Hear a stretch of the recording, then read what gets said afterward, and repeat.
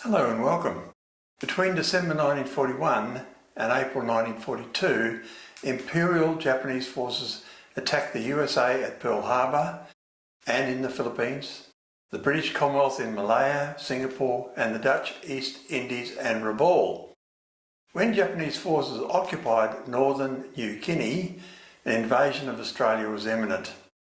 In early 1942, the Prime Minister of Australia, John Curtin, ordered the battle-hardened Australian 6th and 7th Divisions in North Africa to come back home.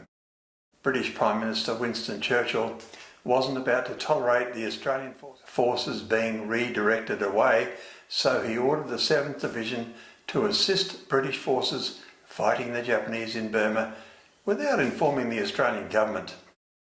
Churchill's actions had made it quite clear that British interests came first. Curtin diplomatically told the British PM what he could do, and the 7th Division returned as ordered. Churchill's attempt to hijack Australian troops when they were desperately needed back home in Australia was a wake-up call for Australia. No longer could Britain be relied upon to come to their aid, so Australia turned to the United States for help. From mid-1942 onwards, Australian victories with American support at Milne Bay and Kokoda, and the triumph of American naval air power at Coral Sea and Midway, weakened Japan's hold on New Guinea. Allied successes on New Guinea's northeast coast at Buna, Gona and Sanandra between November 1942 and January 1943 left the Japanese position substantially weakened. Then intercepted radio messages revealed that a Japanese convoy would sail from Rabaul with reinforcements for the vital Japanese garrison at Lae in late February.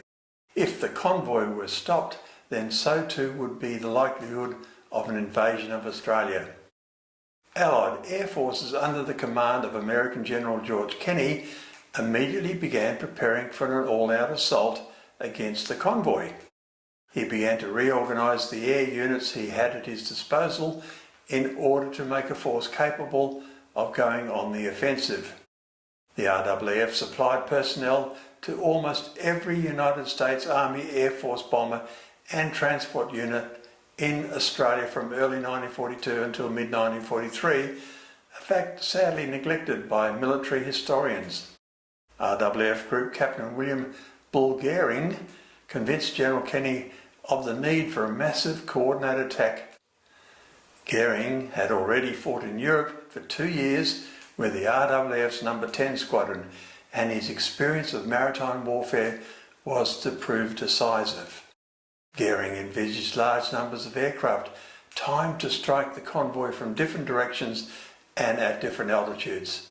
The Allies would rely upon reconnaissance aircraft to detect the convoy, which would then be attacked by long-range United States Army Air Force bombers.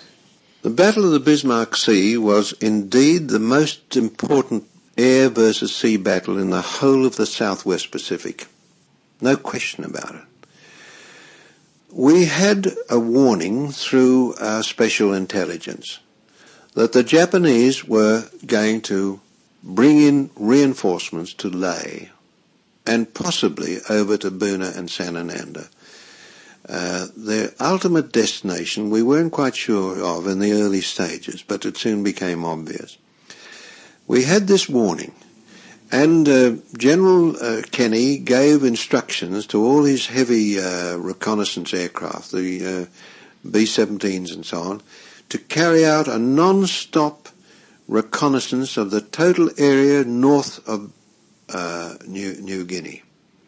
And that meant New Britain, on which Rabaul was situated, and then Lae, Salamoa, and then all points right up on the north side of the island. Were Australian planes, your planes, involved in the reconnaissance? Yes, many of the Catalinas and so on were, and Hudsons and so forth. But the main brunt of the work was done by Liberators and B-27s, and we had Australian navigators. Now, the reason being the Americans were very good at flying these things, but they were very weak on navigation. And they borrowed from us a whole lot of Australian navigators, which incidentally they were later on very reluctant to give back. And so we had some pretty good navigation. But now the lead-up. We had this intelligence that it was going to happen. Reconnaissance of Rabaul Harbour showed a very big build-up of shipping, which was there for an obvious reason. And the reconnaissance away up towards Truck indicated that there was movement in that area. We were getting a feedback. So the time was getting closer at the end of February, and so we started. I went across to General Whitehead of the American 5th Air Force Forward Echelon Headquarters in Port Moresby, and I said, General, what you've got to do is rehearse what's going to happen if there is a battle. Once the convoy was in range of the Allies' potent anti-shipping aircraft, RAAF Beaufighters, Bostons and Beauforts, and American Mitchells and Bostons, a coordinated attack would be mounted from medium, low and very low altitudes. It would also test General Kenny's plan to use some M25 modified Mitchell bombers for skip bombing. This had already been tested and used against German ships by the British Royal Air Force. The technique involved the modified bombers flying at a height of about 150 feet above sea level at about 200 miles an hour, releasing up to 4 bombs, each weighing up to 450 kilos. Like a stone skipping over the surface of water, the bombs would skip into the side of the ship. The Japanese convoy was composed of 8 escort destroyers and 8 transports, whose cargo contained machine guns, trucks, cars, assorted artillery, aviation fuel, tractors, ammunition, rations and mortars. Also aboard the ships were 6,400 troops assigned to the Lae area.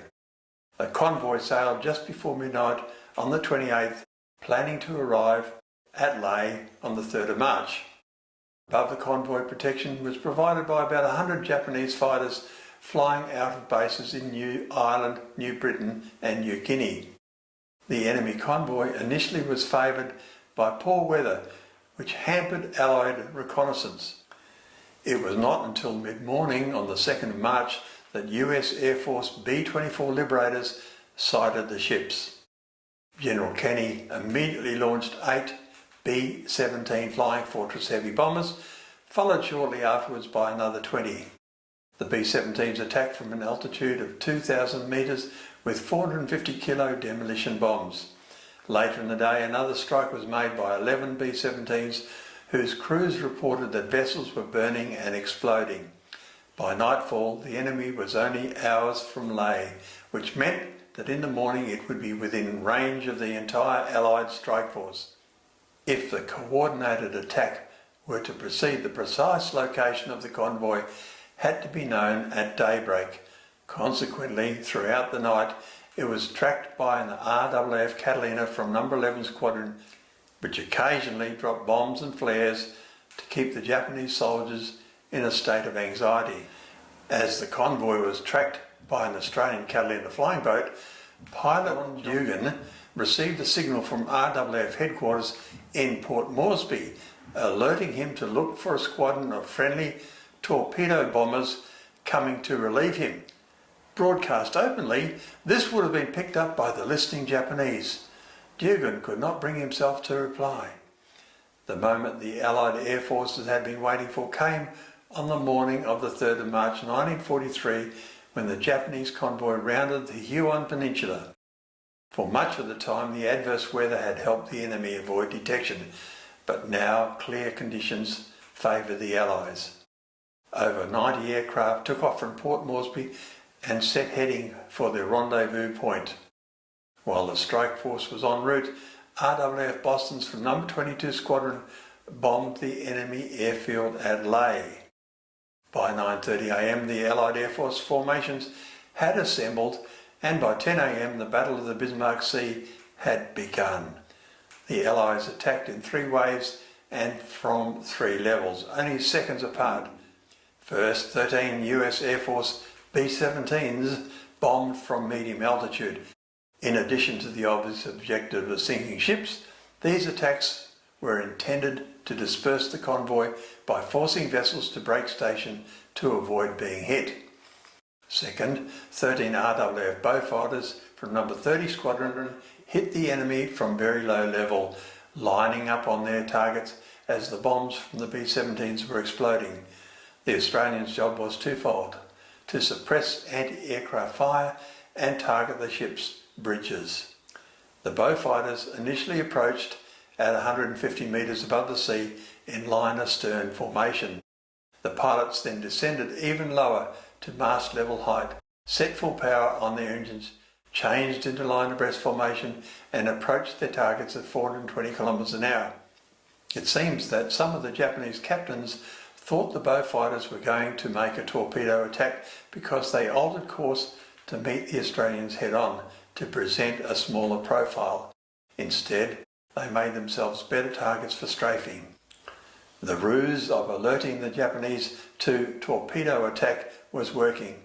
With a slight alteration of heading, the Beaufighters were now in an ideal position to rake the ships from bow to stern. With the convoy now dispersed and in disarray, the third wave of attackers was able to concentrate on sinking ships.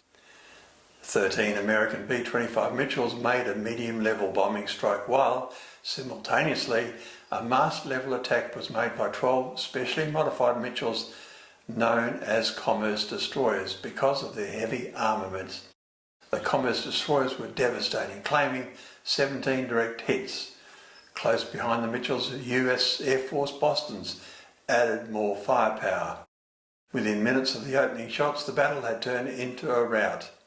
Overhead the surface battle, 28 US Air Force P-38 Lightning fighters provided air defence for the strike force.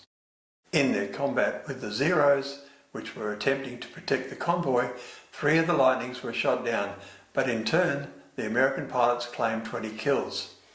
Apart from those 3 P-38s, the only other Allied aircraft lost was a single B-17 shot down by a Zero. With their armament expended, the Allied aircraft returned to Port Moresby. However, there was to be no respite for the Japanese. Throughout the afternoon, the attacks continued. Again, B-17 struck from medium level, this time in cooperation with Mitchells and RAF Bostons flying at very low level.